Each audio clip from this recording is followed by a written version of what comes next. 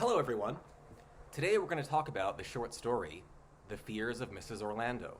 This is another short story by the contemporary American writer Lydia Davis, slightly longer than the one we read previously, In a House Besieged. You'll analyze aspects of this story in the Blackboard discussion for today, and you can, for the close reading essay, write your own complete interpretation of this story if you choose to. As we did with In a House Besieged, in this video, we're going to discuss how you might perform a close reading of this story. However, I'm not going to delve into this story as deeply as I delved into In a House Besieged. I want you to begin to develop your own interpretations of this story based on your own close reading. So, as we look at this story, I want to consider how close reading a text can begin to lead you to develop your own interpretation. Last class, we discussed some of the things you might look at as you perform a close reading. They were word choice, sentence structure, paragraph structure, perspective, contradictions, and imagery. I think in looking at The Fears of Mrs. Orlando, it's particularly interesting to look at perspective, and also to consider how some specific word choices influence perspective. There are, I would say, three perspectives to explore in this story. The perspective of Mrs. Orlando, the perspectives of other characters on Mrs. Orlando, and the perspective of the third-person narrator on Mrs. Orlando. Let's start by looking at the perspective of Mrs. Orlando. Like In a House Besieged, The Fears of Mrs. Orlando doesn't really tell a story so much as it attempts to bring into focus a certain character in a certain situation. But for that reason, this story gives us, in its few pages, a pretty in-depth look at this character and how she experiences the world. In fact, the story begins by telling us Mrs. Orlando's world is a dark one. In her house, she knows what is dangerous: the gas stove, the steep stairs, the slick bathtub, and several kinds of bad wiring. She sees danger in mundane objects. She seems to see, before anything else, the potential dangers of any object. The gas of the stove could cause an explosion, the steepness of the stairs could lead to a bad fall, the slick bottom of the bathtub could lead to another fall, and there are numerous kinds of wiring that could cause explosions. She also sees other people as potentially dangerous. As she notes on page 8, anyone at all may rob her. But she isn't afraid of everyone equally. Her fears seem to be focused on people of lower social classes than her, people of color, and other women. When she is in the city, she will not ask directions from strangers of a lower class. From her point of view, she walks past many black men who are planning different crimes. And although anyone at all may rob her, she makes sure to add, even another woman. Mrs. Orlando isn't simply afraid of everything and everyone. A lot of her fearful worldview seems to be based on classism, racism, and misogyny.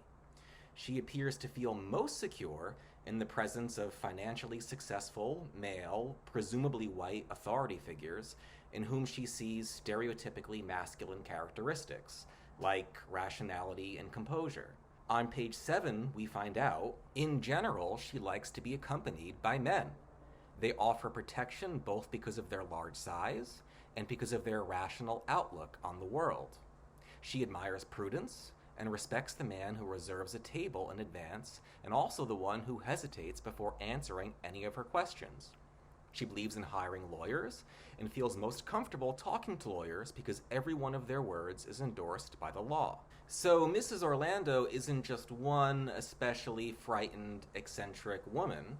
She's also a product of larger capitalist, racist, and misogynistic cultural forces, of the idea of white male capitalist supremacy, of the ideology of white capitalist patriarchy, of very typical American prejudices. And she isn't only afraid. There's the strange incident on the beach. She sees a crowd of people on the sand and thinks they must be looking at a dead or dying animal, and what she discovers is even more horrible than what she feared to discover. She moves in among the people and looks down. What is lying on the sand is not a fish or a seal, but a young man. He is lying perfectly straight with his feet together and his arms by his sides, and he is dead. Someone has covered him with newspapers, but the breeze is lifting the sheets of paper, and one by one they curl up and slide over the sand to tangle in the legs of the bystanders. What's strangest about this incident to me is that afterwards, when she tells her daughters about it, her daughters are uneasy because she becomes so excited each time she tells the story. Let's note in this sentence word choice. Mrs. Orlando doesn't become so frightened each time she tells the story. She becomes so excited. Why excited? Excited implies she's exhilarated, thrilled, in a way happy or at least satisfied. Does she feel satisfied that the world has confirmed her fearful perspective? This excitement, at the very least, makes her daughters, as Davis writes, uneasy. So let's look in this story at the perspectives of other characters on Mrs. Orlando.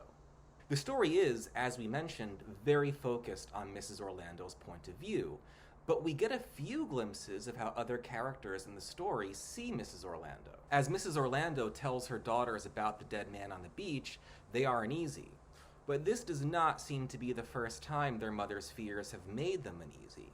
On page 8, we find out that on most telephone calls, her daughters tell her very little, knowing she will find something ominous in what they tell her. And when they tell her so little, then she is afraid something is wrong, either their health or their marriage.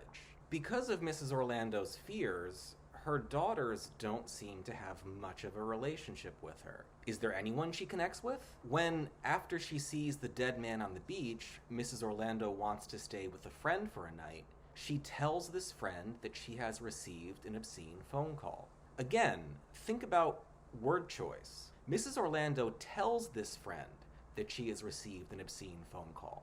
Tells her. There is no mention in the story of Mrs. Orlando actually receiving this phone call. The suggestion is, I think, she's telling her friend a lie so she can stay with her. She has to have an excuse to get her friend to do her a favor.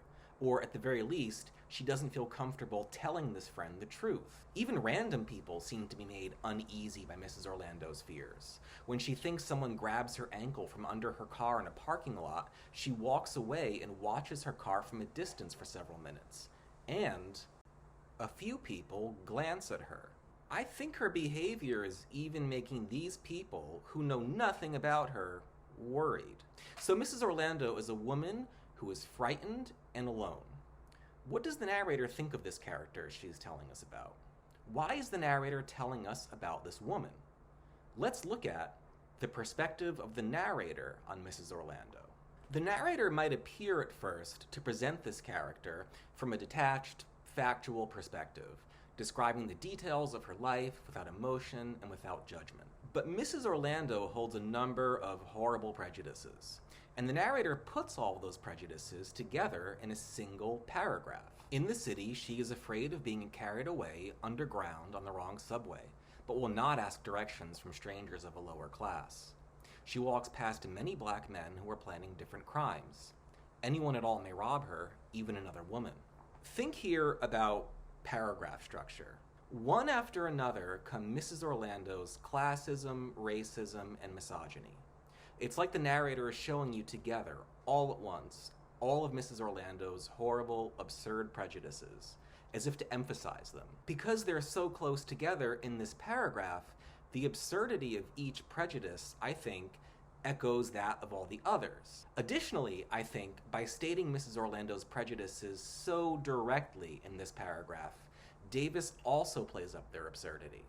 Davis doesn't say Mrs. Orlando is racist, but it's difficult to read the sentence, "She walks past many black men who are planning different crimes," without realizing that that thought is racist and that someone who thinks that way is racist and almost insane. So we get the sense, I think, from paragraph structure and the ironic way the narrator phrases Mrs. Orlando's beliefs, that the narrator is judging Mrs. Orlando and is criticizing, even making fun of, her absurd beliefs. We see a similar ironic use of language, I think, in the first paragraph.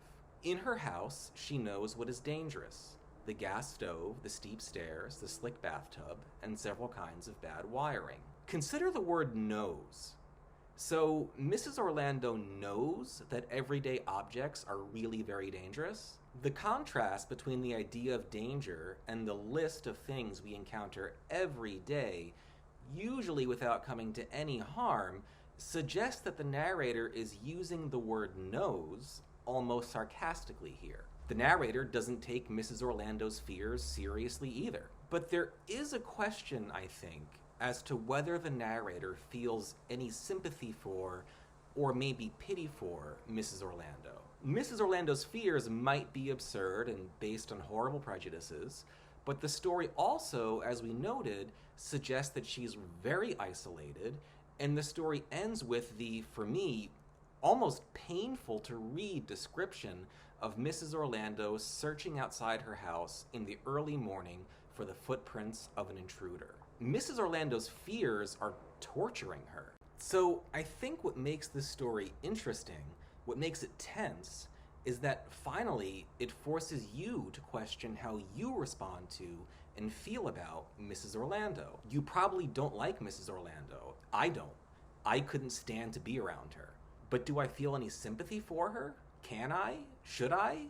Especially when I read about her having no real connection with her daughters or friends and searching outside her house early in the morning for footprints?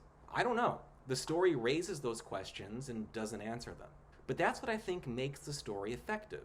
It presents and puts into conflict three different perspectives: Mrs. Orlando's, the other characters, and the narrators, and so makes you think about your own perspective. And as you struggle to work out whether Mrs. Orlando deserves any sympathy or pity, whether you can sympathize with or pity her, whether you can take any of her thoughts or feelings seriously, whether she should simply be condemned, I think you begin to develop your own take on what this story is really about, the basis of your own interpretation.